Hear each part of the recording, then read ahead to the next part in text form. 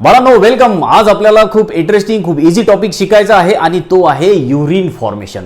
Urine म्हणजे काय, लघवी कशी फॉर्म होते हे आपल्याला शिकायचं आहे. खूप इझी आहे, खूप इंटरेस्टिंग आहे आणि खूप इम्पॉर्टंट आहे. बाळांनो लक्षात ठेवा, खूप सारे नीटमध्ये याच्यावरती क्वेश्चन विचारले जातात. थोडंसं कॉन्सन्ट्रेशन देऊन ऐका, तुम्हाला सगळं काही क्लिअर होऊन जाईल. बघा, आपण जे काही ॲनिमल आहे, जे काही प्लांट असतील या पृथ्वीवर जे काही लिव्हिंग ऑर्गॅनिझम आहेत, त्या सगळ्या लिव्हिंग ऑर्गॅनिझममध्ये वेस्ट प्रोडक्ट फॉर्म होतच असतात. कारण आपल्या बॉडीमध्ये मेटाबॉलिझम चालते. मेटाबॉलिझम म्हणजे काय की आपल्या बॉडीमध्ये ज्या काही केमिकल रिॲक्शन चालतात त्यांना मेटाबॉलिझम असं म्हटलं जातं. खूप सारे केमिकल रिॲक्शन चालतात ना आपल्या बॉडीमध्ये. आपल्या बॉडीला, आपल्या शरीराला काय म्हटलेलं आहे, आपल्या बॉडीला केमिकल फॅक्टरी असं म्हटलेलं आहे, रसायनांचा कारखाना असं म्हटलेलं आहे. म्हणजे खूप साऱ्या केमिकल रिॲक्शन आपल्या बॉडीमध्ये चालतात. त्या केमिकल रिॲक्शनमधून बायोकेमिकल रिॲक्शन म्हणतात, त्यांना काय म्हणतात, बायोकेमिकल रिॲक्शन. म्हणजे त्याला आपण मेटाबॉलिझम म्हणतो. या मेटाबॉलिझममध्ये खूप सारे वेस्ट प्रोडक्टसुद्धा आपल्या बॉडीमध्ये फॉर्म होत असतात. मग आता हे जे वेस्ट प्रोडक्ट आहे आपल्या ईच अँड एव्हरी सेलमध्ये तयार होतात. लक्षात ठेवा, ईच अँड एव्हरी सेलमध्ये आपल्या बॉडीच्या हे मेटाबॉलिक वेस्ट प्रोडक्ट फॉर्म होतात. आणि हे सगळे मेटाबॉलिक वेस्ट प्रोडक्ट जे आहे, हा कचरा आहे, हा कचरा बाहेर फेकून देणे आवश्यक आहे ना बॉडीच्या. मग हा कचरा कसा बाहेर फेकला जातो बॉडीच्या, आपल्या हे वेस्ट प्रोडक्ट कसे बॉडीच्या बाहेर फेकल्या जातील, तर हे सगळे वेस्ट प्रोडक्ट आधी ब्लडमध्ये येतात. लक्षात आलं का? मग हे ब्लड जे आहे आपल्या हार्टपर्यंत जाईल. मग हार्टमधून हे ब्लड जे आहे हे आपल्या किडनीपर्यंत सप्लाय केल्या जाते. म्हणजे त्या ब्लडमध्ये काय आहे, त्या ब्लडमध्ये आहेत वेस्ट प्रोडक्ट. मग आपली किडनी काय करते, जेव्हा हे ब्लड आपल्या या दोन्ही किडनीपर्यंत येते, त्या ब्लडमध्ये काय वेस्ट प्रोडक्ट आहेत. मग ही किडनी काय करते, त्या ब्लडला फिल्टर करते. फिल्टर म्हणजे काय, गाळून टाकणे. फिल्ट्रेशन नावातच आहे, फिल्टर करणे, गाळून टाकणे. जसं आपण पाणी गाळतो तसं आपली किडनी ब्लड गाळून टाकते. आणि मग आपल्या ब्लडमध्ये असलेले जे काही वेस्ट प्रोडक्ट आहेत ते सगळे आपल्या किडनीमधून वेगळे केल्या जातात, ब्लडमधून ते वेगळे केल्या जातात. आणि मग त्या वेस्ट प्रोडक्टचे युरिन तयार केल्या जाते. कोण तयार करते हे सगळं कुठे चालू आहे ही प्रोसेस? ही सगळी किडनीमध्ये सुरू असते ही प्रोसेस. किडनीचं काम आहे ब्लडला फिल्टर करणे, वेस्ट प्रोडक्ट बाहेर काढणे. लक्षात आलं का तुमच्या? आणि मग जी आहे ही लघवी जी आहे आपण बॉडीच्या बाहेर फेकून देत असतो. तर मग आपली ही जी युरिन आहे, ही जी आपली लघवी आहे, हे काय आहे, तर हे ॲक्च्युली आपलं वेस्ट प्रोडक्ट आहे. आपल्या बॉडीला ज्या काही एक्स्ट्राच्या गोष्टी असतील, जे आपल्या बॉडीला नकोशा गोष्टी असतील, त्या सगळ्यांना आपण काय म्हणतो, वेस्ट प्रोडक्ट असं म्हणतो किंवा मेटाबॉलिक वेस्ट प्रोडक्ट असं म्हणतो. युरिन किंवा आपली लघवी सुद्धा काय आहे, एक मेटाबॉलिक वेस्ट प्रोडक्टच आहे. आणि हे युरिन कुठे फॉर्म होत असते, तर आपल्या या किडनीजमध्ये, ज्या दोन किडनी आहेत त्या किडनीजमध्ये हे वेस्ट प्रोडक्ट फॉर्म होत असतात.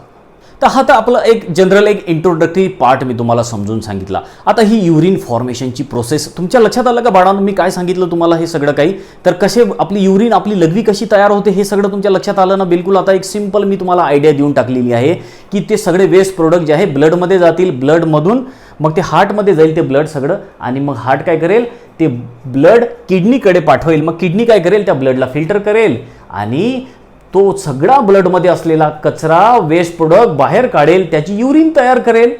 एवढी सिंपल ही प्रोसेस आहे. आता हे सगळं सुरू असते काय, हे जे युरिन फॉर्मेशनची प्रोसेस आहे ही किडनीमध्ये होते. पण किडनीमध्ये कोण करते, तर किडनीमध्ये मी तुम्हाला सांगितलं की बारीक बारीक असं ट्यूबसारखं स्ट्रक्चर आहे, त्याला आपण नेफ्रॉन म्हणतो. आपल्या प्रत्येक किडनीमध्ये नेफ्रॉन प्रेझेंट आहे. हे अशा टाईपचं ट्युब्युलर स्ट्रक्चर आपल्या किडनीमध्ये प्रेझेंट आहे. आपली लघवी किडनी तयार करते. म्हणजेच कोण तयार करते, किडनीमध्ये असलेले हे नेफ्रॉन्स करतात. आपल्या प्रत्येक किडनीमध्ये 10-10 लाख एवढे नेफ्रॉन्स आहेत. तर हे सगळं ब्लड फिल्टर करणे, युरिन फॉर्म करणे हे किडनी करते. म्हणजेच कोण करते, हे नेफ्रॉन करतात. तर ही एक सिंपल जनरल आयडिया तुम्हाला दिली, मी समरी सांगितलेली आहे. आता आपल्याला ही स्टेप बाय स्टेप डिटेलमध्ये थोडी प्रोसेस समजून घ्यायची आहे. युरिन फॉर्मेशनची प्रोसेस एका स्टेपमध्ये होत नाही, ही सक्सेसिव्ह 3 स्टेपमध्ये होणारी प्रोसेस आहे. किती? 3 स्टेप्समध्ये होणारी प्रोसेस आहे. लक्षात ठेवायचं आहे तुम्हाला 3 स्टेप्स कोणत्या आहेत या युरिन फॉर्मेशनच्या. तर जी फर्स्ट स्टेज आहे युरिन फॉर्मेशनची, त्याला म्हटलं जातं ग्लोमेरुलर फिल्ट्रेशन, किंवा यालाच आणखी एक नाव आहे अल्ट्रा फिल्ट्रेशन. काय नाव आहे याला? Ultra filtration. सेकंड जी प्रोसेस आहे युरिन फॉर्मेशनची, जी स्टेप्स आहे तिला म्हटलं जातं सिलेक्टिव्ह रिॲब्झॉर्प्शन. आणि जी थर्ड स्टेप आहे युरिन फॉर्मेशनची ती आहे tubular secretion or augmentation. Tubular secretion or augmentation असं त्याला म्हटलं जातं. तर अशा या 3 प्रोसेस कंप्लीट झाल्या की मग आपली युरिन फॉर्म होते बाळांनो. युरिन अशी एका स्टेपमध्ये कंप्लीट होत नाही. युरिन फॉर्म व्हायला या 3 प्रोसेसमधून आपल्याला जावे लागेल. आपल्या किडनीमध्ये म्हणजेच आपल्या या नेफ्रॉन्समध्ये जेव्हा ह्या 3 प्रोसेस कंप्लीट होतील तेव्हा मग कुठे आपली युरिन, आपली लघवी तयार होते. तर ह्या सगळ्या प्रोसेस कशाचं काम करतात, हे सगळं मेकॅनिझम कसं काम करते, प्रत्येक स्टेपमध्ये काय काय होते हे आपण स्टेप बाय स्टेप बाळांनो समजून घेऊया. ठीक आहे. आणखी एक इम्पॉर्टंट गोष्ट म्हणजे बाळांनो, आपल्या हार्टमधून आपल्या दोन्ही किडनीजपर्यंत 1200 ml एवढं ब्लड प्रत्येक मिनिटाला पोहोचवल्या जाते. बघा, फॉर एक्झाम्पल आपलं हे हार्ट आहे, या हार्टमधून आपल्या या दोन्ही किडनीजमध्ये 1200 ml 1200 एवढं ब्लड फक्त एका मिनिटामध्ये फ्लो केल्या जाते, पाठवल्या जाते. म्हणजेच आपल्या प्रत्येक किडनीमध्ये एका मिनिटाला 600 ml एवढं ब्लड या हार्टमधून येत असते. बघा, नोट करून देतो तुम्हाला. 600 ml ब्लड या किडनीमध्ये येणार आणि 600 ml ब्लड या किडनीमध्ये येणार, ते सुद्धा एका मिनिटामध्ये. म्हणजे आपल्या प्रत्येक किडनीपर्यंत हार्टपासून 600 ml एवढं ब्लड एका मिनिटामध्ये पाठवल्या जाते. म्हणजे आपली किडनी काय करते, 600 ml एवढ्या ब्लडला एका मिनिटामध्ये फिल्टर करून पाठवते. बघा आपली किडनी किती फास्ट काम करते, एवढ्या इफेक्टिव्ह. तर आपल्या बाहेरच्या ज्या मशिनरी आपण बघतो त्या मशिनरी सुद्धा नाहीत, तेवढ्या पॉवरफुल, तेवढ्या इफिशियंट मशिनरी आपल्या शरीरामध्ये, आपल्या बॉडीमध्ये, आपल्या पोटामध्ये आहेत. आपली किडनी एका मिनिटामध्ये, प्रत्येक किडनी एका मिनिटामध्ये 600 ml एवढं ब्लड फिल्टर करते. म्हणजे दोन्ही किडनी 1200 ml एवढं ब्लड फिल्टर करतात, है ना. तर तुम्ही आता हा तर मिनिटाचा हिशोब झाला, ठीक आहे, पर मिनिट. आता पर आवर किती करत असतील ते तुम्ही मला कमेंट करून सांगा. आणि एका दिवसामध्ये म्हणजे 24 तासामध्ये दोन्ही किडनी मिळून किती ब्लड फिल्टर करत असतील ते सुद्धा कमेंट करून सांगा. ठीक आहे, हे तर समजलं ना तुम्हाला. एका मिनिटामध्ये दोन्ही किडनीमध्ये 1200 ml एवढं ब्लड येणार. 600 ml या किडनीमध्ये, 600 ml या किडनीमध्ये. म्हणजे आपल्या दोन्ही किडनी 1200 ml एवढं ब्लड फिल्टर करत असतात. आणि हे सगळं जे ब्लड आहे आपल्या दोन्ही किडनीपर्यंत कसं पोहोचते, कोणत्या ब्लड व्हेसलमुळे पोहोचते, तर ते आहे रिनल आर्टरी. याच्याबद्दल सुद्धा आपण माहिती घेतली. हार्टपासून तर किडनीपर्यंत ब्लड आणण्याचं काम हे या रिनल आर्टरीचं असते. ठीक आहे, तर असं हे ब्लडला फिल्टर करणे आणि ब्लडमधून वेस्ट प्रोडक्ट बाहेर काढून त्याची युरिन फॉर्म करणे, हे सगळं कामं आपली किडनी करत असते. म्हणजेच किडनीच्या आत असलेले नेफ्रॉन्स करत असतात. किडनीच्या आत जे बारीक बारीक ट्यूबसारखे स्ट्रक्चर आहेत ते नेफ्रॉन्स ज्याला आपण म्हणतो, ते नेफ्रॉन हे फिल्टर करायचं काम करत असतात, ब्लडला फिल्टर करायचं काम करत असतात. आणि आपल्या प्रत्येक किडनीमध्ये 10 म्हणजे 20 लाख एवढे नेफ्रॉन आपल्या किडनीमध्ये आहे, जे रात्रंदिवस आपल्या ब्लडला फिल्टर करतात आणि आपली युरिन फॉर्म करतात. दिवसभरामधून म्हणजे 24 तासामधून जवळपास भरपूर सारं ब्लड आपली किडनी फिल्टर करत असते. आणि 1 ते 1.5 लिटर एवढी लघवी 24 तासामध्ये आपल्या बॉडीमधून आपण पास करत असतो. तर हे सगळं फंक्शन चालू असते, सगळं मेकॅनिझम आपल्या बॉडीमध्ये सुरू असते. तर आता हेच आपल्याला स्टेप बाय स्टेप समजून घ्यायचं आहे की हे सगळं जी युरिन फॉर्मेशनची जी प्रोसेस आहे ती किडनी करते. म्हणजेच कोण करते, हे नेफ्रॉन करतात. तर आता हे नेफ्रॉन कशा प्रकारे काम करतात ते समजून घेऊ. तर बघा की हे जे नेफ्रॉनचं स्ट्रक्चर आहे हे खूप इम्पॉर्टंट आहे. आपल्या युरिन फॉर्मेशनमध्ये हे खूप इम्पॉर्टंट स्ट्रक्चर आहे. कारण की युरिन फॉर्मेशनची जी प्रोसेस आहे ते जर आपल्याला हे नेफ्रॉनचं पूर्ण स्ट्रक्चर समजलं, पूर्ण स्ट्रक्चरला काय काय म्हणतात वगैरे ते सगळं समजलं आपल्याला, तर आपल्याला इझी जाईल युरिन फॉर्मेशनची प्रोसेस. तर आता बघा की तुम्हाला इथे वेगळे वेगळे पार्ट दिसतात. याचा स्टडी आपण ऑलरेडी केलेला आहे. आणि हे जे रेड कलरमध्ये मी दाखवलेले आहे ह्या ट्यूब, तर ह्या ब्लड व्हेसल्स आहे. आपल्या नेफ्रॉनच्या आजूबाजूला त्या अशा गुंडाळलेल्या ब्लड व्हेसल्स आहेत. ठीक आहे, तर आता बघा की आपलं हे जे नेफ्रॉन आहे, या नेफ्रॉनचा हा जो कप लाईक पार्ट आहे, ज्याला काय म्हटलं, याला म्हटलं बोमन कॅप्सूल. काय म्हटलं याला, बोमन कॅप्सूल म्हटलं. आता या बोमन कॅप्सूलमध्ये ब्लड आणणारी जी ब्लड व्हेसल आहे तिला म्हटलं जातं ॲफरंट आर्टेरिओल. आणि या ॲफरंट आर्टेरिओलचा डायमीटर हा मोठा आहे, हे आपण शिकलेलं आहे बाळांनो. इथे डायग्राममध्ये मी सुद्धा मोठा काढलेला आहे, तो मोठा आहे. आता हे ॲफरंट आर्टेरिओल जे आहे हे ब्लड घेऊन या बोमन कॅप्सूलमध्ये आली. ही आर्टेरी आहे. आर्टेरिओल म्हणजे काय, छोटी आर्टेरी. ही आर्टेरी गेली या बोमन कॅप्सूलमध्ये गेली. बोमन कॅप्सूलमध्ये ही आर्टेरी गेल्यानंतर या आर्टेरीला खूप साऱ्या ब्रांचेस तयार झाल्या, म्हणजे फाटे फुटले, त्याला खूप सारे ब्रांचेस तयार झाल्या. आणि मग हे जो असा गुच्छा तयार झाला ब्लड व्हेसलचा, छोट्या छोट्या ब्लड आहेत ना ब्लड व्हेसल्स आपल्या, ज्याला आपण कॅपिलरी म्हटलं, त्या गुच्छाला काय म्हटलं, त्या बंचला काय म्हटलं, त्याला म्हटलं ग्लोमेरुलस. आपण तर शिकलेलं आहे. जो या बोमन कॅप्सूलमध्ये जो ब्लड व्हेसलचा जो बंच आहे त्याला आपण ग्लोमेरुलस असं म्हणतो. मग आता हे जे ब्लड व्हेसल आहे ह्या परत एकदा एकमेकाला जुळल्या, युनाईट झाल्या आणि मग अशी एक ट्यूब बोमन कॅप्सूलमधून बाहेर पडली. आणि या ट्यूबचं, या ब्लड व्हेसलचं नाव काय, इफ्रंट आर्टेरिओल. म्हणजे छोटी आर्टेरी आहे. ही सुद्धा आर्टेरी आहे पण ही छोटी आहे, हिचा डायमीटर छोटा आहे. ॲफरंट आर्टेरिओलचा डायमीटर मोठा आहे, इफ्रंट आर्टेरिओलचा डायमीटर छोटा आहे. म्हणजे इथून जे ब्लड येणार ते जोरात येणार, पण इथून ब्लडला बाहेर पडताना म्हणजे एफरंट आर्टेरिओल मधून ब्लड जोरामध्ये येणार, जोरात ब्लड येणार, जास्त फोर्सनी ब्लड या बोमन कॅप्सूलमध्ये येणार, पण बोमन कॅप्सूलमधून बाहेर पडायला ब्लडला छोटा रस्ता आहे, त्यामुळे काय होईल, इथे प्रेशर वाढेल बाळांनो, है ना. इथून ब्लड जोरात चाललं पण ब्लडला बाहेर पडायला रस्ता छोटा आहे, त्यामुळे काय झालं की इथे प्रेशर वाढते बाळांनो, आणि इथे जे प्रेशर तयार होते त्या प्रेशरमुळेच मग ते ब्लड फिल्टर व्हायला लागते. लक्षात घ्या, खूप इम्पॉर्टंट प्रोसेस आहे की ब्लड तर आलं एफरंट आर्टेरिओलमुळे ब्लड तर या आपल्या नेफ्रॉनमध्ये आलं, आणि मग हे ब्लड जे आहे हे इथे फिल्टर केले जाते. फिल्टर कसं होते बाळांनो, तर त्याच्यासाठी प्रेशर लागते, ब्लड फिल्टर व्हायला प्रेशर लागते. आणि ते प्रेशर कसं डेव्हलप झालं, तर लक्षात घ्या, खूप सिंपल आहे. कसं डेव्हलप झालं हे प्रेशर, की हे जे एफरंट आर्टेरिओल आहे इथून हिचा डायमीटर मोठा आहे, इथून ब्लड जोरात येणार, पण ब्लडला बाहेर पडायला ही जी एफरंट आर्टेरिओल आहे हिचा डायमीटर आहे छोटा, त्यामुळे काय होते की इथे प्रेशर वाढते, त्यामुळे ब्लड इथे फिल्टर व्हायला लागते. तर इथे जे प्रेशर डेव्हलप झालं बाळांनो, त्या प्रेशरला काय म्हटलं जातं, तर त्या प्रेशरला म्हटलं जातं, मी नोट केलेलं आहे इथं बघा, ग्लोमेरुलर हायड्रोस्टॅटिक प्रेशर. काय म्हटलं जातं त्याला, ग्लोमेरुलर हायड्रोस्टॅटिक प्रेशर. या ग्लोमेरुलर, कारण की हे जे प्रेशर आहे हे ग्लोमेरुलस मध्ये प्रेशर डेव्हलप झालं, म्हणून याला ग्लोमेरुलर हायड्रोस्टॅटिक प्रेशर असं म्हटलं जातं. या ग्लोमेरुलर हायड्रोस्टॅटिक प्रेशरमुळेच आपलं ब्लड जे आहे ते इथे फिल्टर होते. हे प्रेशर जर नसतं तर ब्लड फिल्टर झालंच नसतं, हे सुद्धा डोक्यामध्ये राहू द्या. तर ब्लड आपलं इथे जे फिल्टर होते कोणत्या प्रेशरमुळे होते, ग्लोमेरुलर हायड्रोस्टॅटिक प्रेशरमुळे. आणि हे प्रेशर बाळांनो काउंट सुद्धा केल्या जाते, हे प्रेशर मोजल्या जाते. जसं आपल्या ब्लडचं आपण प्रेशर मोजत असतो ना, आपला बीपी म्हणतो आपण त्याला ब्लड प्रेशर, तर आपल्या ब्लड व्हेसल्स मधून जे ब्लड धावते त्याचा एक प्रेशर असतो, तुम्ही शिकले असणार की 120/80 120/80 mm ऑफ Hg एवढा ब्लड प्रेशर असतो ना आपल्या ब्लडचा. एक लक्षात घ्या आणखी की आपल्या बॉडीमध्ये वेगळे वेगळे फ्लुइड्स आहेत आणि त्या फ्लुइड्सचा वेगळा वेगळा प्रेशर आहे. जसं की आपलं ब्लड आहे, त्या ब्लडचा एक वेगळं प्रेशर आहे.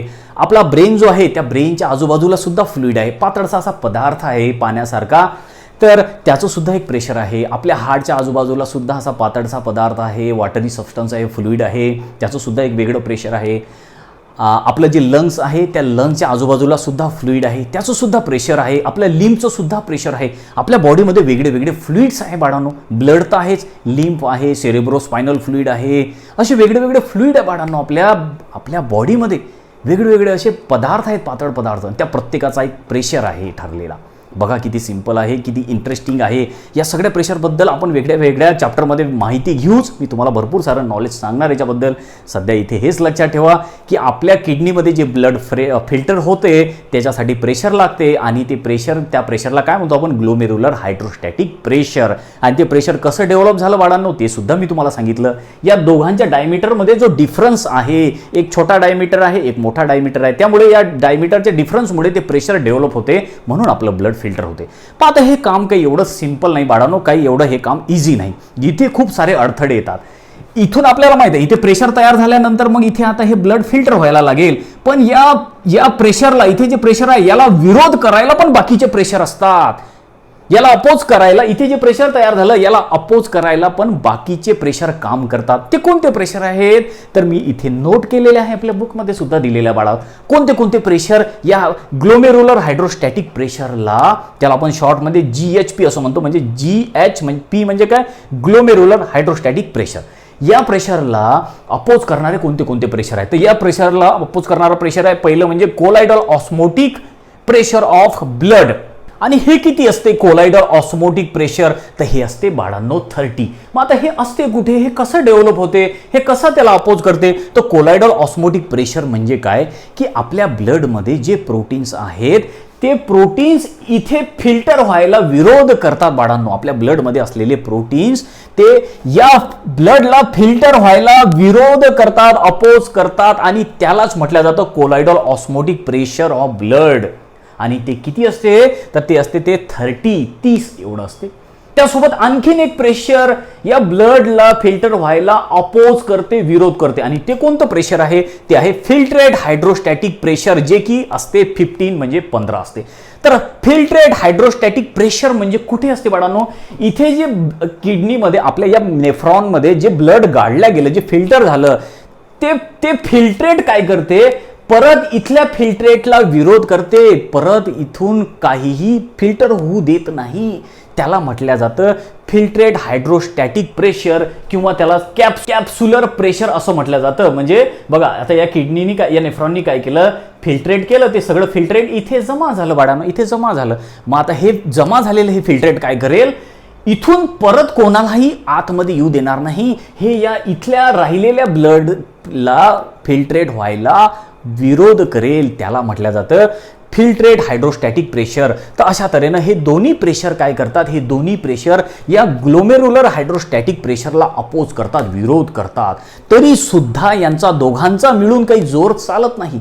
या दोघां मिळूनही या ग्लोमेरुलर हायड्रोस्टॅटिक प्रेशरला हे रोखू शकत नाही. कारण या दोघांची जर आपण बेरीज केली, याची 30 आहे, याची 15 आहे, तर हे होते 45 45.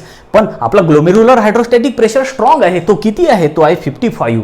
मग आता या 55 मधून -45 जर आपण केले तरीही 10 एवढा प्रेशर राहतो. 10 काय आहे, 10 आहे mmHg म्हणजे मिलीमीटर ऑफ मर्क्युरी. कारण आपण हे जे प्रेशर असते हे अशाच याच्यामध्ये मोजत असतो. तर हे जे आपण काढलेलं आहे 10 mmHg, याला काय म्हटलं जातं, याला म्हटलं जातं net or effective filtration pressure किंवा शॉर्टमध्ये त्याला EFP असं म्हटलं जातं. EFP म्हणजे काय, इफेक्टिव्ह फिल्ट्रेशन प्रेशर शॉर्टमध्ये घेतलेलं आहे त्याला. तर इफेक्टिव्ह फिल्ट्रेशन प्रेशर किती आहे बाळांनो, 10. लक्षात ठेवा, क्वेश्चन येऊ शकतो, इफेक्टिव्ह फिल्ट्रेशन प्रेशर किती असतो, 10 असतो.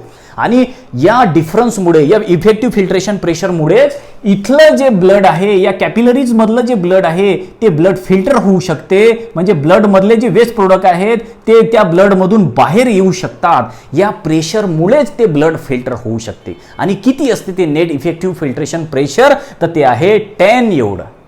आता आणखीन तुम्हाला मी एक क्वेश्चन विचारतो की बघा, इफेक्टिव्ह फिल्ट्रेशन प्रेशर जर 10 नसतं, जर हे 0 असतं, तर इथून ब्लड फिल्टर झालं असतं काय, ते मला सांगा. म्हणजे काय की ही व्हॅल्यू 55 आणि ही इकडली या दोघांची बेरीज ही सुद्धा 55 आली असती, तर म्हणजे नेट जे नेट फिल्ट्रेशन प्रेशर किती झालं असतं, 0 झालं असतं. ह्या दोघांची बेरीज जर 55 आली असती आणि याची सुद्धा बेरीज 55 आहे, म्हणजे 55 - 55 0 झालं असतं. जर नेट इफेक्टिव्ह प्रेशर जर 0 असतं बाळांनो, इथे जर 0 आलं असतं तर ब्लड आपलं फिल्टर झालं असतं काय, म्हणजे ब्लड मधून वेस्ट प्रोडक्ट बाहेर पडले असते का, ते तुम्हाला सांगायचं आहे मला कमेंट करून. तर बघा, एवढं इंटरेस्टिंग हे नॉलेज आहे. तर किती चांगल्या तऱ्हेनं आपली किडनी किती इफेक्टिव्हली या ब्लडला फिल्टर करत असते, या ब्लडमधून सगळे वेस्ट प्रोडक्ट बाहेर काढत असते आणि त्याची युरिन फॉर्म करत असते. ही सगळी प्रोसेस कोण करते बाळांनो, आपली ही सगळी प्रोसेस केल्या जाते आपल्या या नेफ्रॉन्समध्ये. आणि अशा तऱ्हेनं मग आपली किडनी काय करते, एका मिनिटामध्ये जवळपास 125 ml एवढं फिल्ट्रेट तयार करते. म्हणजे बघा की काय झालं की ब्लड आलं इथे, ब्लड इथं आल्यानंतर मग या ग्लोमेरुलर हायड्रोस्टॅटिक प्रेशरमुळे ते ब्लड फिल्टर केल्या जाते आणि फिल्टर झालेलं जे ब्लड आहे ते ब्लड मग या इथे जमा होऊन जाते. ठीक आहे, इथे जमा होऊन जाते. हे ब्लड जे आहे बाळांनो, मी तुम्हाला एकदा सांगितलं होतं मागच्या वेळी की इथे काही पोर्स असतात, छिद्र असतात, त्याला फिल्ट्रेशन स्लिट्स असं म्हटलं. पोडोसाइट माहिती आहे, पोडोसाइट मी तुम्हाला सांगितलं, त्या पोडोसाइटच्या मधामध्ये काही जागा असते, रिकामी जागा, त्याला फिल्ट्रेशन स्लिट्स किंवा त्याला स्लिट पोर असं म्हटलं जातं. बघा मी परत एकदा नोट करून देतो.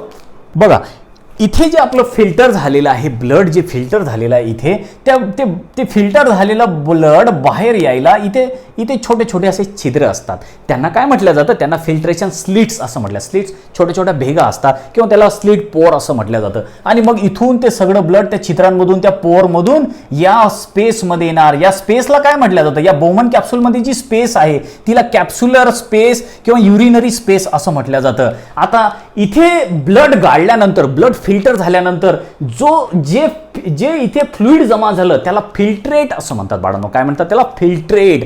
गाळलेला खालचा राहिलेला जो पदार्थ आहे, जो फ्लुइड आहे त्याला फिल्ट्रेट म्हटलं जातं. काय म्हटलं जातं, फिल्ट्रेट.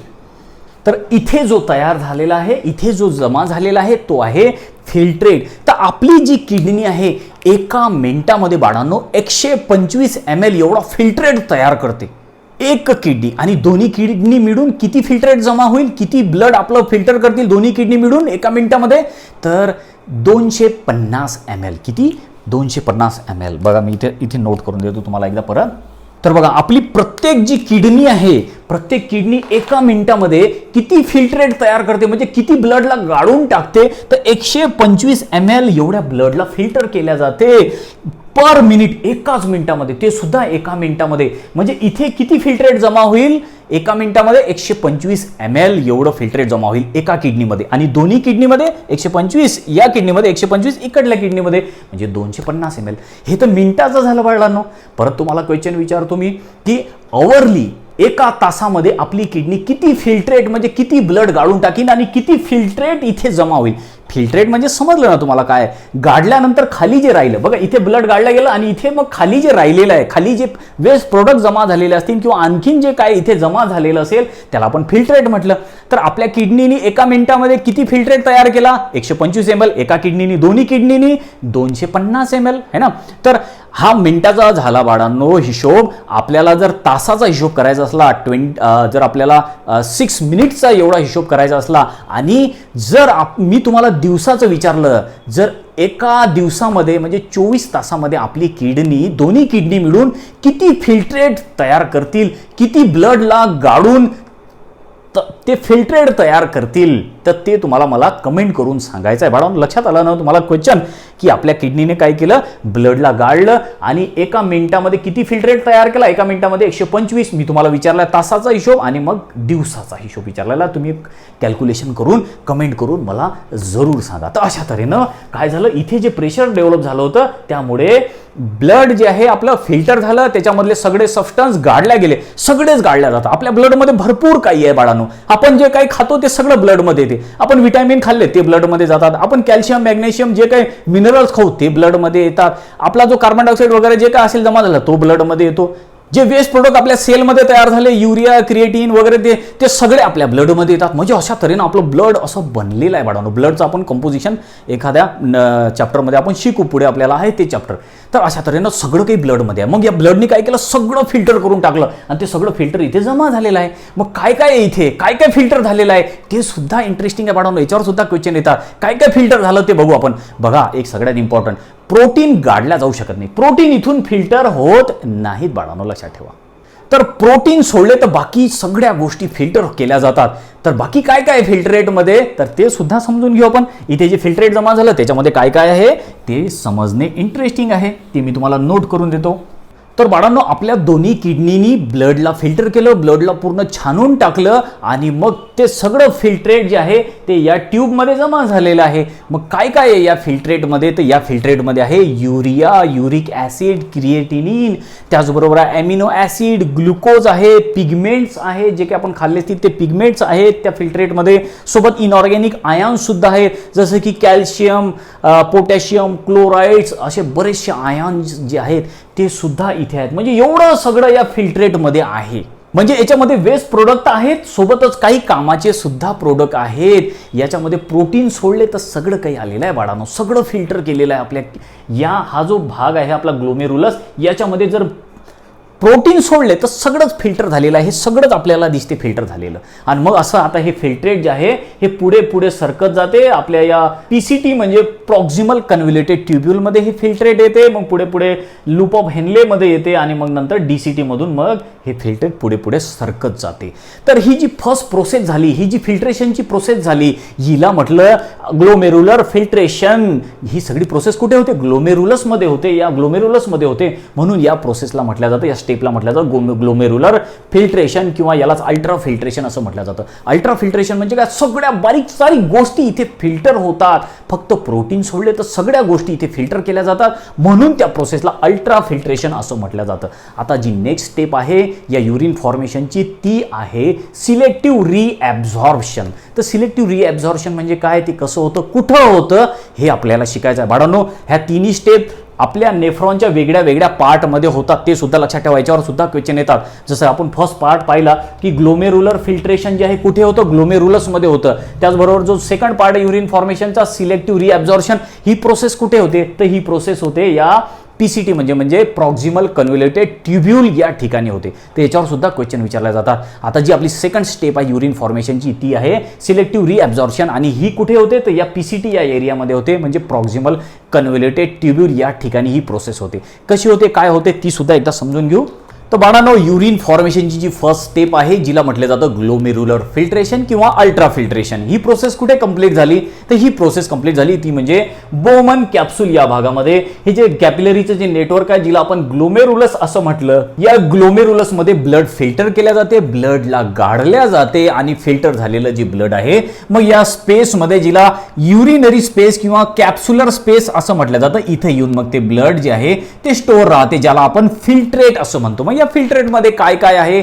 ब्लड फिल्टर झाल्यानंतर जो सबस्टन्स जे लिक्विड जमा झालं त्याला काय म्हटलं? त्याला फिल्ट्रेट म्हटलं. मग या फिल्ट्रेट मध्ये काय काय आहे? या फिल्ट्रेट मध्ये हे सगळे सबस्टन्सेस आहे, जसं की urea, uric acid, creatinine, amino acids आहे, विटॅमिन आहे, पिगमेंट, ग्लुकोज, इनऑर्गॅनिक साल्ट जसं sodium, potassium, calcium, magnesium, chlorides, हे सगळे सबस्टन्सेस या सगळ्यांपासून बनलेला आहे आपला फिल्ट्रेट. आता हा फिल्ट्रेट जो आहे हा पुढे पुढे या आपल्या ट्यूब्यूल मधून सरकत जातो आणि मग आता कुठे येतो?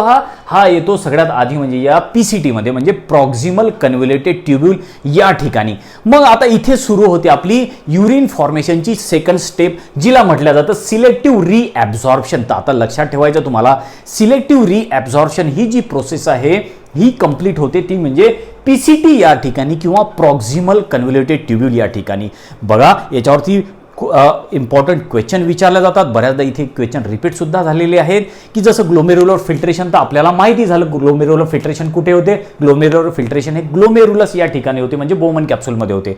पण सिलेक्टिव्ह रिॲब्झॉर्प्शनची जी प्रोसेस आहे बाळांनो, ती कुठे होते? सिलेक्टिव्ह रिॲब्झॉर्प्शन होते ती म्हणजे पीसीटी मध्ये, म्हणजे प्रॉक्सिमल कन्व्होल्युटेड ट्यूब्यूल या ठिकाणी. नेफ्रॉनचा हा एकदम कॉईल झालेला जो पार्ट आहे, खूप सारा कॉईल झालेला जो नेफ्रॉनचा पार्ट आहे ज्याला आपण पीसीटी म्हणतो, या पीसीटी ठिकाणी सिलेक्टिव्ह रिॲब्झॉर्प्शनची प्रोसेस कंप्लीट केल्या जाते. आता ही सिलेक्टिव्ह रिॲब्झॉर्प्शन म्हणजे काय, कशा तऱ्हेने होते, काय काय इथे ॲब्झॉर्ब केल्या जातं हे आपण स्टेप बाय स्टेप समजून घेऊ. तर बघा, हे जे पीसीटी आहे, हे पीसीटी कसं आहे? हा एक खूप सारा कॉईल झालेला पार्ट आहे, गुंडाळलेल्यासारखं ही एक ट्यूब आहे. कशासाठी गुंडाळलेली आहे ट्यूब? जास्त कॉईल कशासाठी झालेली आहे ट्यूब? कारण की हे जे फिल्ट्रेट आहे हे फिल्ट्रेट या ट्यूब मध्ये येणार आणि या ट्यूब मध्ये आल्यानंतर हे फिल्ट्रेट जास्तीत जास्त या पीसीटी मध्ये हे फिल्ट्रेट जास्तीत जास्त वेळ राहिलं पाहिजे, यासाठी ही ट्यूब जास्तीत जास्त अशी कॉईल झालेली आहे. कारण कॉईलमुळे काय होईल की हे फिल्ट्रेट जास्त वेळ इथे थांबणार आणि हे फिल्ट्रेट जेवढं जास्त वेळ इथे थांबणार तेवढ्या जास्त वेळ ॲब्झॉर्प्शनची प्रोसेस ही कंप्लीट होणार किंवा ॲब्झॉर्प्शनच्या प्रोसेसमध्ये हेल्प होणार, म्हणून हा पार्ट जास्त कॉईल झालेला आहे. त्याचबरोबर आपण शिकलो की हे जे पीसीटीच्या ज्या सेल्स आहेत त्या क्युबॉइडल सेल म्हणून ओळखल्या जातात आणि त्यांच्यावरती असं ब्रश बॉर्डर किंवा मायक्रोव्हिलाय प्रेझेंट आहे. बघितलं ना आपण, याचं स्ट्रक्चर सुद्धा बघितलं होतं बाळांनो. बघा, इथे पीसीटीच्या ज्या सेल आहेत ज्याला आपण क्युबॉइडल सेल असं म्हटलं होतं, ह्या सेल कशा आहेत? तर ह्या सेल अशा, तर ह्या ज्या क्युबॉइडल सेल आहेत ज्या की आपल्या या पीसीटी मध्ये म्हणजे प्रॉक्सिमल कन्व्होल्युटेड ट्यूब्यूल मध्ये प्रेझेंट आहेत, या क्युबॉइडल सेल मध्ये ह्या मायक्रोव्हिलाय प्रेझेंट आहेत किंवा ज्यांना आपण ब्रश बॉर्डर असं म्हणतो, म्हणजे ह्या ब्रश सारख्या दिसतात किंवा याला मायक्रोव्हिलाय सुद्धा म्हटलं जातं. आता या मायक्रोव्हिलायचा काय फायदा या सेलला? या मायक्रोव्हिलायमुळे ॲब्झॉर्प्शनचा एरिया वाढतो. बाळांनो लक्षात ठेवा, जेवढ्या मायक्रोव्हिलाय जास्त तेवढ्या ॲब्झॉर्प्शनचा एरिया जास्त, कारण की इथे कोणती प्रोसेस होणार आहे? इथे सिलेक्टिव्ह रिॲब्झॉर्प्शनची प्रोसेस होणार आहे, इथे ॲब्झॉर्प्शन होणार आहे, ज्या ज्या कामाच्या गोष्टी आहेत त्या इथे ॲब्झॉर्ब केल्या जातील. म्हणूनच इथल्या ज्या सेल आहेत त्यांच्यामध्ये मायक्रोव्हिलाय किंवा ब्रश बॉर्डर प्रेझेंट आहेत. ब्रश बॉर्डर त्यांचं अपीअरन्स आहे, लक्षात ठेवा. या ब्रश बॉर्डरमुळे किंवा मायक्रोव्हिलायमुळे ॲब्झॉर्प्शनचा एरिया इन्क्रीज होतो, वाढतो. आता बघा, हे जे सिलेक्टिव्ह रिॲब्झॉर्प्शनची प्रोसेस आहे हे तर आपल्याला समजलं की या पीसीटी म्हणजे प्रॉक्सिमल कन्व्होल्युटेड ट्यूब्यूलमध्ये होणार आहे. ठीक आहे, मग आता का बरं होणार आहे? हे तर आपण ब्लडमधून बाहेर काढलं, परत त्याला कशाला ॲब्झॉर्ब करायचं है ना? हे सगळं आपण काढलं ना, हे जे आहे हे ब्लडमधून काढून टाकलं आपण, मग करत कशाला ॲब्झॉर्ब करायचं यांना? तर लक्षात घ्या बाळांनो, हे जे आपण ब्लडमधून फिल्टर केलेलं आहे ज्याला आपण फिल्ट्रेट म्हटलं, याच्यामध्ये काही वेस्ट प्रोडक्ट आहेत आणि काही कामाचे सुद्धा गोष्टी आहेत. तुम्हाला दिसते की इथे युरिया, युरिक ऍसिड, क्रिएटिनिन हे जरी वेस्ट असले किंवा वॉटर जास्तीचं झालं ते जरी वेस्ट असलं तरी याच्यात बरेचसे सबस्टन्स कामाचे आहेत, आपल्या बॉडीला आवश्यकता आहे त्यांची, जसं की तुम्हाला दिसेल विटॅमिन्स असतील, pigments, glucose, inorganic ions, amino acid हे आपल्याला आवश्यक आहेत. मग आपली बॉडी काय करेल की जे कामाचे सबस्टन्स आहेत त्यांना हा जो एरिया आहे पीसीटीचा, त्या पीसीटीच्या एरियामध्ये परत ॲब्झॉर्ब करून घेईल ब्लडमध्ये, परत त्याला ब्लडमध्ये आणेल. ब्लडमधून तर ते फिल्टर झाले होते, ब्लडच्या बाहेर गेले होते, पण आता जे कामाचे सबस्टन्स आहेत त्यांना परत रिॲब्झॉर्ब केल्या जाते बाळांनो, कारण ते आपल्या कामाचे आहेत, त्या बॉडीला आपल्या ते लागणार आहेत, म्हणून त्यांना रिॲब्झॉर्ब केल्या जातं. आणि अशा तऱ्हेनं मग हे सबस्टन्सेस ॲब्झॉर्ब केल्या जातात. त्या प्रोसेसला आपण सिलेक्टिव्ह रिॲब्झॉर्प्शन असं म्हणतो. म्हणजे सिलेक्टिव्ह म्हणजे काय, सिलेक्टेडच प्रोडक्ट रिॲब्झॉर्ब केल्या जातात बाळांनो, सगळे नाही. जे वेस्ट असतील ते कशाला ॲब्झॉर्ब करणार आपली बॉडी, काही सिलेक्टेडच सबस्टन्स ॲब्झॉर्ब केल्या जातात, म्हणून या प्रोसेसला सिलेक्टिव्ह रिॲब्झॉर्प्शन असं म्हटलं जातं. आता ही जी सिलेक्टिव्ह रिॲब्झॉर्प्शनची जी प्रोसेस आहे ही 2 मेथडनी कंप्लीट केल्या जाते. कोणत्या आहेत त्या, एक आहे म्हणजे ॲक्टिव्ह रिॲब्झॉर्प्शन आणि दुसरी मेथड आहे पॅसिव्ह रिॲब्झॉर्प्शन. तर अशा या 2 मेथडनी जे कामाचे सबस्टन्स आहेत ते ॲब्झॉर्ब केल्या जातात. आता तुम्हाला दिसेल की ॲक्टिव्ह रिॲब्झॉर्प्शन जे आहे इथे एनर्जी खर्च होते. ॲक्टिव्ह रिॲब्झॉर्प्शननी कोणते सबस्टन्स ॲब्झॉर्ब केले जातात ते पण आपण बघू, आणि पॅसिव्ह रिॲब्झॉर्प्शन या प्रोसेसनी कोणते सबस्टन्सेस ॲब्झॉर्ब केल्या जातात ते पण आपण बघू. आता ह्या 2 मेथडमधला एक डिफरन्स म्हणजे तुम्हाला सांगून ठेवतो, जी ॲक्टिव्ह रिॲब्झॉर्प्शनची जी प्रोसेस आहे ही करायसाठी एनर्जी खर्च होते, एटीपी वगैरेचे मॉलिक्यूल लागतात. नेहमी लक्षात ठेवा, जेव्हा ॲक्टिव्ह हा वर्ड येईल समजून चालायचं की तिथे एनर्जी लागणार आहे, एनर्जी मॉलिक्यूल खर्च होणार आहेत, बॉडीमधली एनर्जी तिथे वापरल्या जाणार आहे. आणि जेव्हा पॅसिव्ह हा वर्ड येईल तेव्हा समजून चालायचं की ते जे काम आहे ते फुकटमध्ये होणार आहे, त्याच्यासाठी एनर्जी खर्च करावी लागणार नाही, त्याच्यासाठी एटीपीचे मॉलिक्यूल खर्च करावे लागणार नाही. आता आपल्याला काय करायचं आहे, जे फिल्टर झालेलं आहे त्यातले काही कामाच्या गोष्टी सुद्धा फिल्टर झालेल्या आहेत. मग त्या कामाच्या गोष्टी परत आपल्याला ब्लडमध्ये आणायच्या आहे, परत बॉडीमध्ये आणायच्या आहेत. मग म्हणून त्याच्यासाठी सिलेक्टिव्ह रिॲब्झॉर्प्शनची प्रोसेस ही कामात पडते आपल्या. मग ही सिलेक्टिव्ह रिॲब्झॉर्प्शनची जी प्रोसेस आहे ही 2 मेथडनी कंप्लीट होणारी आहे, एक म्हणजे ॲक्टिव्ह आणि दुसरी म्हणजे पॅसिव्ह. आता ॲक्टिव्ह रिॲब्झॉर्प्शनमध्ये म्हणजे जिथे एनर्जी खर्च होणार आहे अशा वेळी ॲक्टिव्ह रिॲब्झॉर्प्शननी काय ॲब्झॉर्ब केलं जातं, तर ॲक्टिव्ह रिॲब्झॉर्प्शननी glucose, amino acid, vitamin C, calcium, potassium, chloride एवढे सगळे मॉलिक्यूल, एवढ्या सगळ्या कामाच्या गोष्टी ॲब्झॉर्ब केल्या जातात, परत ब्लडमध्ये आणल्या जातात. कारण तुम्हाला दिसेल हे सगळं कामाचं आहे, आपल्याला हे लागणाऱ्या गोष्टी आहेत. ह्या कशा काय लघवीतून आपण बाहेर फेकून देणार, हे आपण बाहेर नाही फेकून देऊ शकत, आपल्या बॉडीला आवश्यकता आहे यांची, म्हणून आपली बॉडी काय करते, यांना परत रिॲब्झॉर्ब करून टाकते. लक्षात आलं का? आणि याच्यासाठी एनर्जी लागते काहीतरी, म्हणून यांना ॲक्टिव्ह रिॲब्झॉर्प्शन म्हटलं. आता पॅसिव्ह रिॲब्झॉर्प्शन, ज्याला एनर्जीची आवश्यकता नाही, अशा पॅसिव्ह रिॲब्झॉर्प्शननी काय ॲब्झॉर्ब केलं जातं, तर वॉटर आहे, सल्फेट, नायट्रेट एक्सेट्रा, ह्या ज्या काही सबस्टन्सेस आहेत हे रिॲब्झॉर्ब केल्या जातात ब्लडमध्ये, पण कोणत्या मेथडनी, पॅसिव्ह रिॲब्झॉर्प्शन, म्हणजे जिथे एनर्जी खर्च होत नाही. आता बघा की हे तर तुम्हाला सगळ्यात आधी लक्षात आलं का, तुमच्या ब्लडचं सगळं फिल्टर झालं, पण त्यातल्या कामाच्या गोष्टी परत ॲब्झॉर्ब झाल्या, आता परत त्या ब्लडमध्ये चालल्या गेल्या. आणि एक इम्पॉर्टंट लक्षात ठेवा, मी इथं नोट सुद्धा करून दिलेला आहे, 99% glomerular filtrate reabsorb in PCT and DCT. इथे जे काय फिल्ट्रेट झालेलं आहे, इथे जे काही फिल्टर झालेलं आहे ते 99% या पीसीटीमध्ये आणि डीसीटीमध्ये ॲब्झॉर्ब केलं जातं. म्हणजे इथे जर 100% जर ब्लड फिल्टर झालं असेल तर त्याच्यापैकी 99% ब्लड 99% जे सबस्टन्स आहेत ते परत ब्लडमध्ये चालले जातात. म्हणजे फक्त 1%च सबस्टन्सेसची लघवी तयार होते किंवा युरिन फॉर्म होते. हे लक्षात आलं? त्यानंतर आता अशा तऱ्हेनं ही प्रोसेस इथे कंप्लीट झालेली आहे, ती म्हणजे आपली सिलेक्टिव्ह रिॲब्झॉर्प्शनची, जी की आपल्या पीसीटी म्हणजे प्रॉक्सिमल कन्व्होल्युटेड ट्युब्यूलमध्ये कंप्लीट झाली होती. तर आता युरिन फॉर्मेशनची लास्ट प्रोसेस बाकी आहे आपली, लास्ट स्टेप बाकी आहे आपली, आणि ती आहे ट्युब्युलर सिक्रिशन किंवा ऑगमेंटेशन. आता ही ट्युब्युलर सिक्रिशन म्हणजे काय होते, कसं होते ते सुद्धा आपण समजून घेऊ. तर बाळांनो, आपण आता युरिन फॉर्मेशनच्या लास्ट स्टेपकडे आलेलं आहे, आणि ती लास्ट स्टेप कोणती आहे, ट्युब्युलर सिक्रिशन ऑर ऑगमेंटेशन. आपलं जे ब्लड फिल्टर झालं, जी ब्लड फिल्टर होण्याची जी प्रोसेस आहे ती स्टार्ट झाली या बोमन कॅप्सूलपासून. मग ते फिल्ट्रेट हळूहळू पुढे सरकत गेलं, ते आलं पीसीटीमध्ये म्हणजे प्रॉक्सिमल कन्व्होल्युटेड ट्युब्यूलमध्ये, आणि मग हळूहळू ते फिल्ट्रेट असं लूप ऑफ हेनलेमधून आता ते पुढे सरकत गेलं म्हणजे डीसीटीमध्ये. आता या डीसीटीमध्येच होते आपली कोणती प्रोसेस, ट्युब्युलर सिक्रिशन किंवा ऑगमेंटेशन. राहिलेली जी लास्टची जी स्टेप आहे युरिन फॉर्मेशनची ती कुठे कंप्लीट होते बाळांनो, लक्षात ठेवायचं तुम्हाला, या डिस्टल कन्व्होल्युटेड ट्युब्यूल आणि सीटी म्हणजे कन्व्होल्युटेड ट्युब्यूल या ठिकाणी. आता इथे काय होते तो तुम्हाला दिसेल, हे जे डीसीटी आणि हा जो कन्व्होल्युटेड ट्युब्यूल म्हणजे सीटीचा जो पार्ट आहे त्याच्या आजूबाजूला खूप साऱ्या ब्लड वेसल दिसतात. म्हणजे हे जे रेड कलरने मी काढलेले हे आहेत ब्लड वेसल, छोट्या कॅपिलरीज. आता हे डीसीटी आणि ह्या सीटी हे काय करतात, या कॅपिलरीज मधले जे सबस्टन्स आहेत ते ऍब्सॉर्ब करून घेतात. कोणते सबस्टन्स हे ऍब्सॉर्ब करून घेतात, जसं की क्रिएटिनिन अँड आयन्स. कोणते आयन्स, पोटॅशियम आणि हायड्रोजन्स आयन हे ऍब्सॉर्ब करून घेतात. बाळांनो लक्षात आलं का? परत एकदा सांगतो तुम्हाला बघा, हा फिल्ट्रेट जो आहे हा पुढे पुढे सरकला, कुठे गेला, डीसीटी मध्ये गेला. आता या डीसीटीच्या आजूबाजूला तुम्हाला ब्लड व्हेसल दिसतात, ह्या छोट्या कॅपिलरी दिसतात.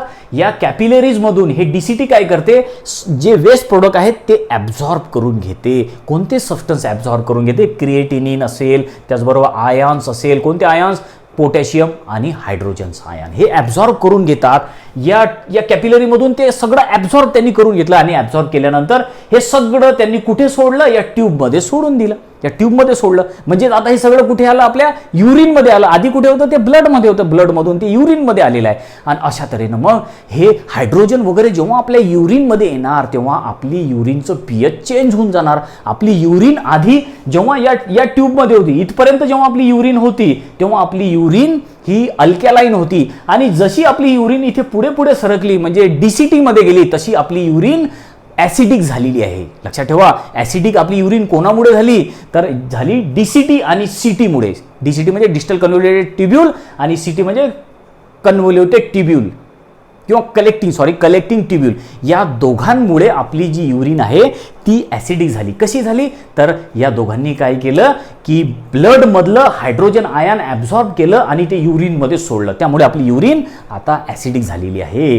तर अशा तऱ्हेनं या डीसीटीचा खूप इम्पॉर्टंट रोल आहे आपल्या युरिनला ॲसिडिक बनवण्यामध्ये. म्हणजे आपलं जे युरिन आहे त्याचं होमिओस्टॅसिस मेंटेन ठेवायसाठी किंवा आपल्या बॉडीचं फ्लुइड मेंटेन ठेवायसाठी, त्याचा पीएच मेंटेन ठेवायसाठी ही प्रोसेस खूप इम्पॉर्टंट आहे.